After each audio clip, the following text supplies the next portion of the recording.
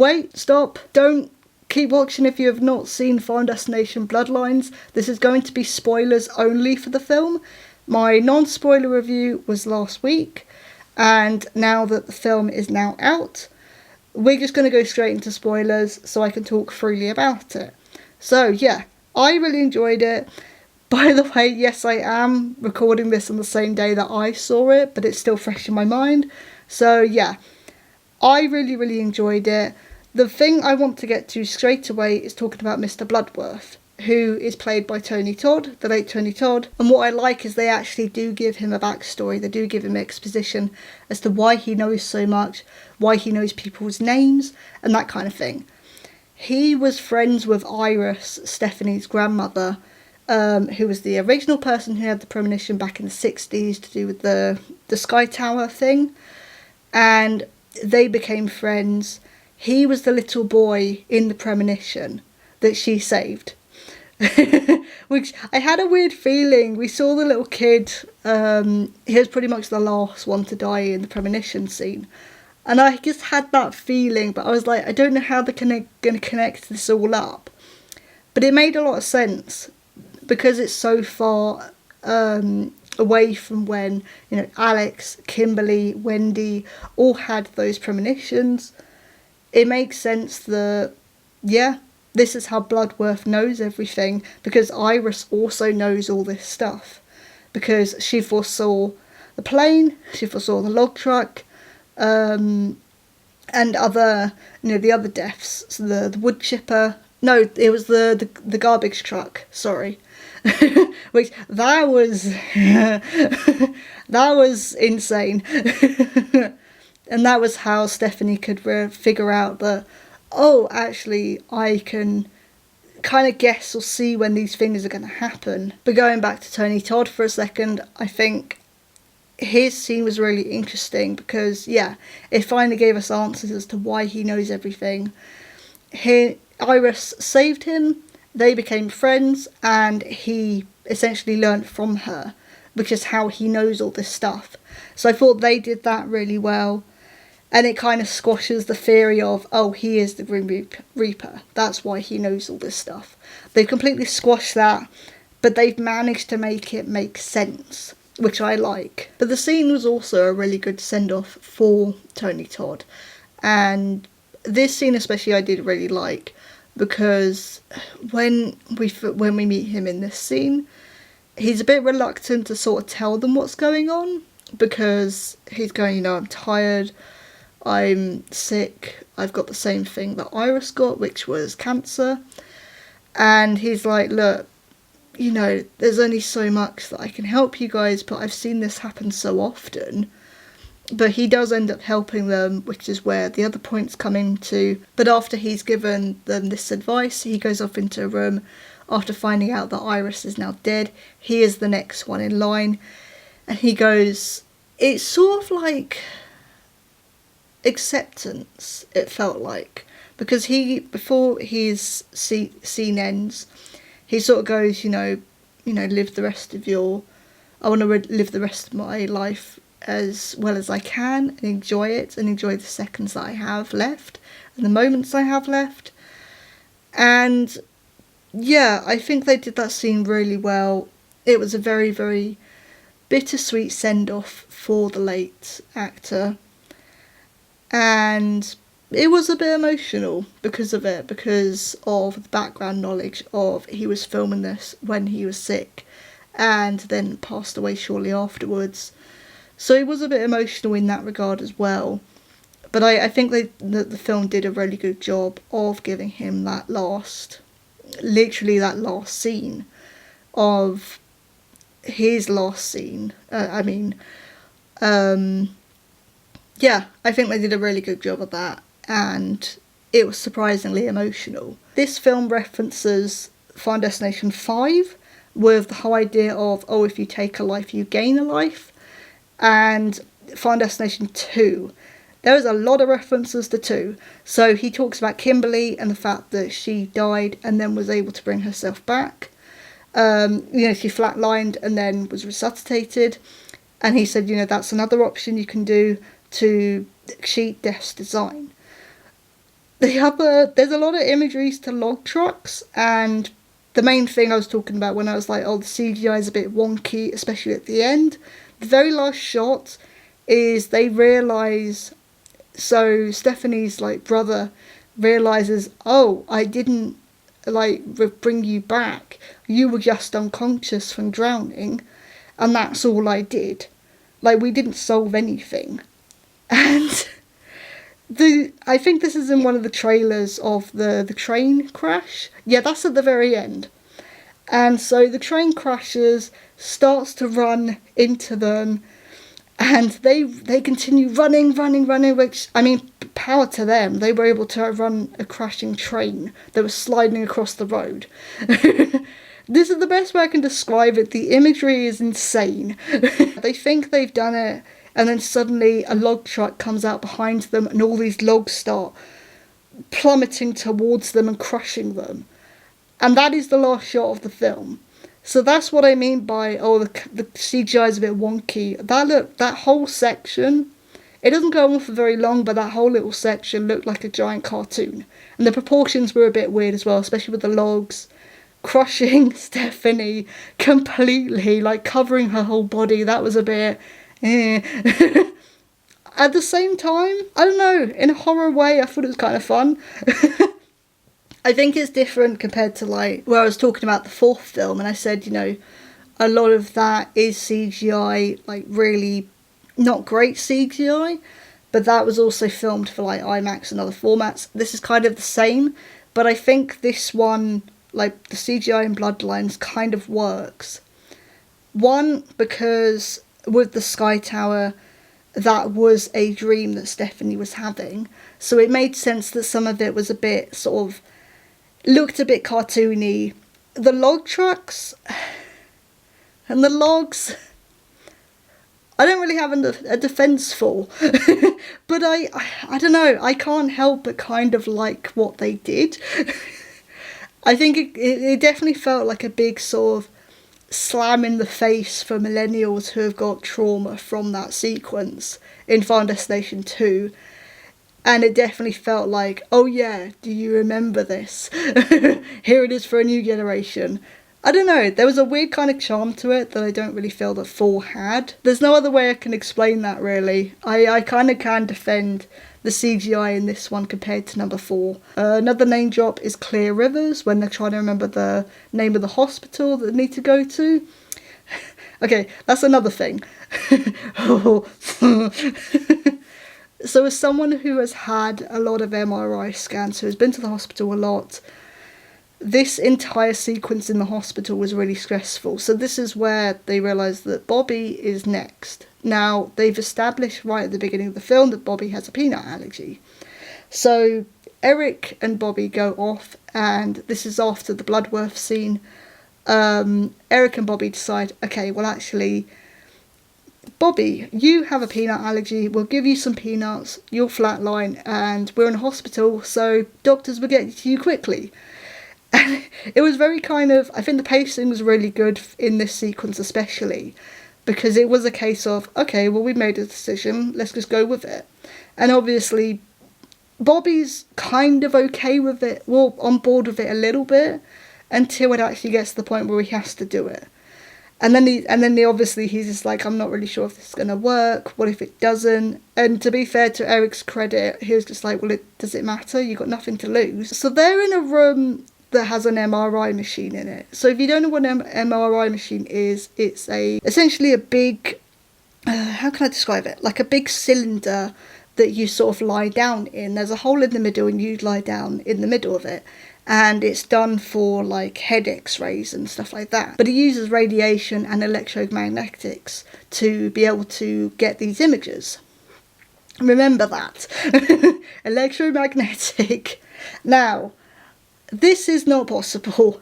But what essentially happens, and again, this is the thing I was talking about, where I think it was in the German or Japanese trailer, where yeah, all of these metal things start sticking to the particular door of that room. They start zooming towards this thing. Eric ends up, all of his piercings like rip out, his nose ring, his earrings and all that lot. And then like, I think his necklace like comes off as well. And then things start ripping through his shirt. Now, we need iron to live. We need it as a supplement.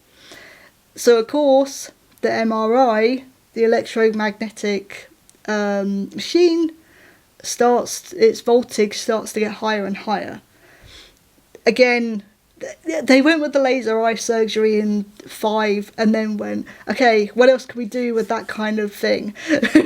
What other sort of hospital equipment can we use to overpower and be like, oh, it's overridden its manual, like settings.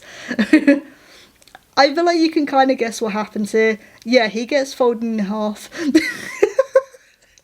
Eric gets folded in half because by all the iron and metal in his body, he gets dragged towards the machine by his ribs, like literally by his ribs, and he gets folded in half.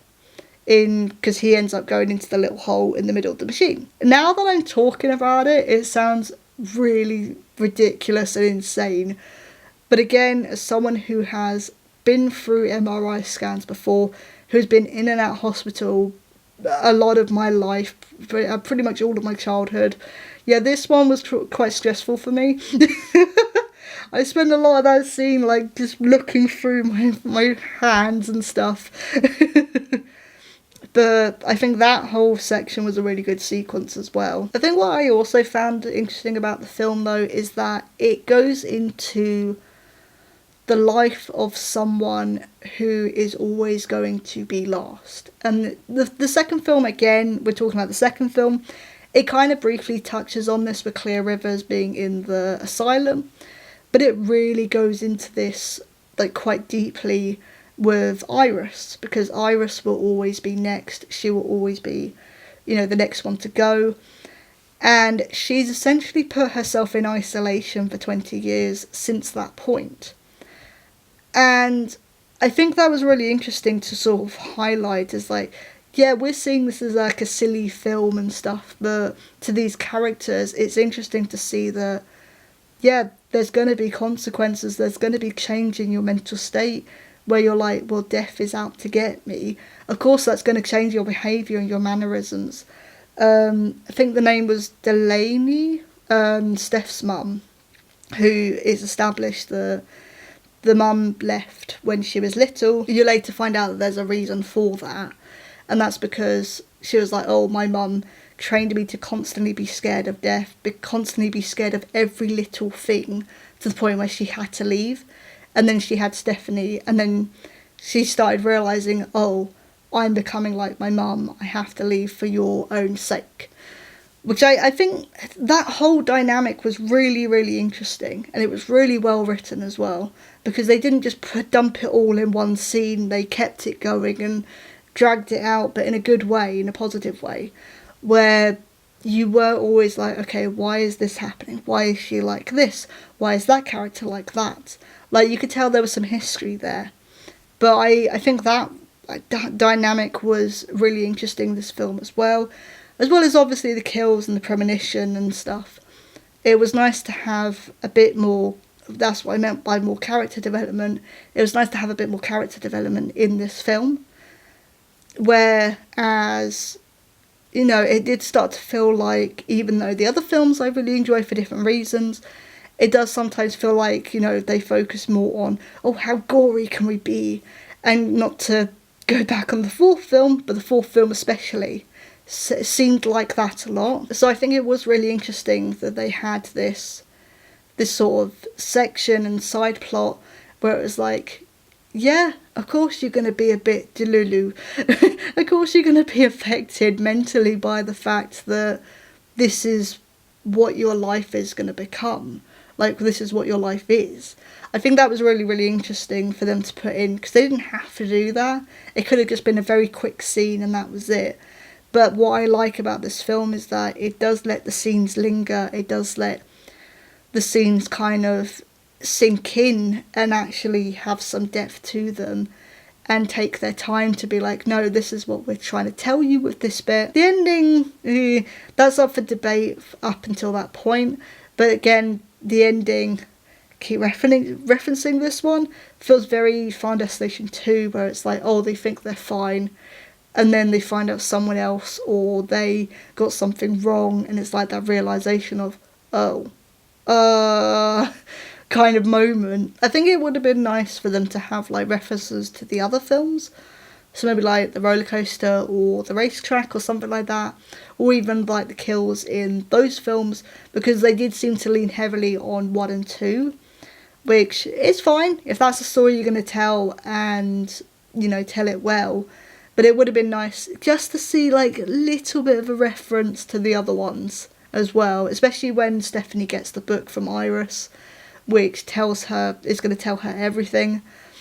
It would have been nice to see just a little bit, or just a name drop or something. But, oh well, that's more of a nitpick than anything else. I also forgot to mention that Bobby also dies by the MRI machine. But he gets flattened against it, and then a spring from a vending machine that he'd previously been trying to stop from like falling springs out and completely takes off half his head. I kind of forgot to mention that one. I was going through like what the kills were. So we had, first one was head in a lawnmower, which is in the trailer. We then had another person in the like garbage disposal like crusher. That was that happened. And this is what I mean by like, a lot of it seemed CGI, or at least overlaid with CGI, because this person gets half the head pretty much severed off and crushed.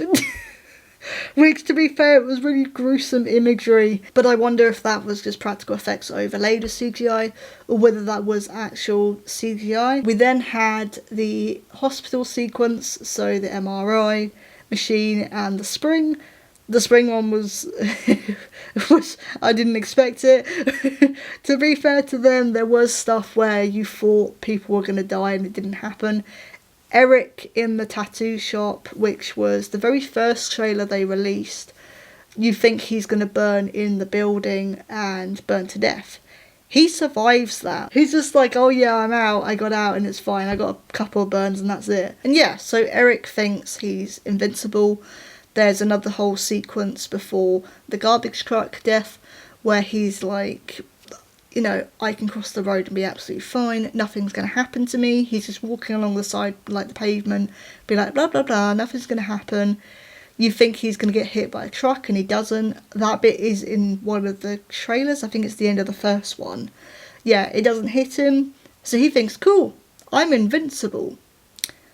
He's sort of invincible. What we find out is that his so-called dad is not his biological dad, which means he is not part of one of the family trees.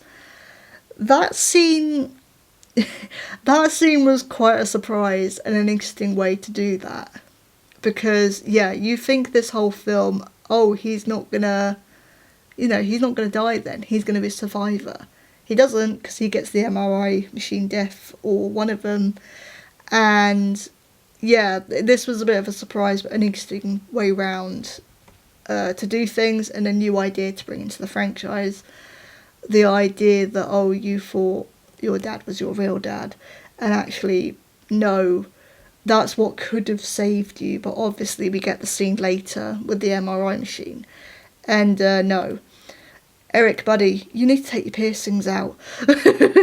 Stephanie's mum gets splattered on a sign outside of Iris's safe haven, her isolation cabin. Iris has something like a pole go through her. That was brutal as well, actually. And unfortunately happens right in front of Stephanie. I don't understand why she had been isolated in that place for 20 years. And she's like, you know, death's going to come after me however it can. But I don't understand then, why does the outside of your cabin have like spikes facing away from the cabin? You've got barbed wire everywhere, random bits of rusted metal in the front yard. I didn't really get that.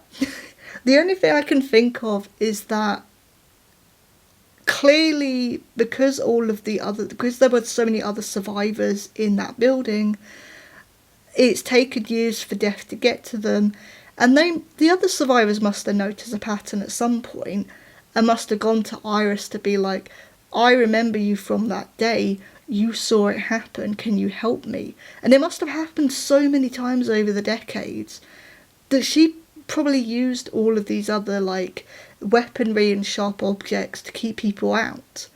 Like, it does pretty much mention, you know, she has keep out signs and go away signs plastered everywhere. So this is what I was saying earlier, where it's interesting to see how her life is shaped because of this really strange thing that's happening. And it's not really something that the other films sort of touch upon. Unless I blinked and missed it, there's a scene in the trailers where someone's head has got caught by, you know, those revolving doors as like an entrance or exit. So there is a scene where the characters are going into the hospital via those exact doors. Everything's fine, turns out fine. But the trailers have one of the characters gets their head stuck in the revolving doors. That's not in the film. That is not in the film. I don't know why they put that in the trailer but then didn't put it in the film. That would have been interesting to see. Would have been gruesome. But yeah, I do wonder why they didn't put that in. But this was my spoiler video on Final Destination Bloodlines. I'm interested to know what you guys thought of this, if there's anything you want to talk about that I didn't talk about. Thank you all for watching. I was Megan. This is Battle Royale with Cheese. See you soon.